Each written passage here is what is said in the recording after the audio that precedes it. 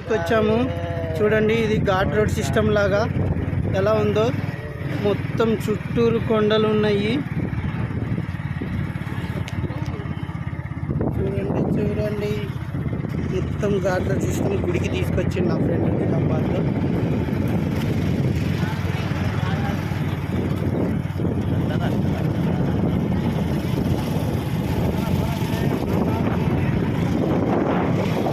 చూడండి మొత్తం కొండలు, మొత్తం ఘాట్ రోడ్ సిస్టమ్.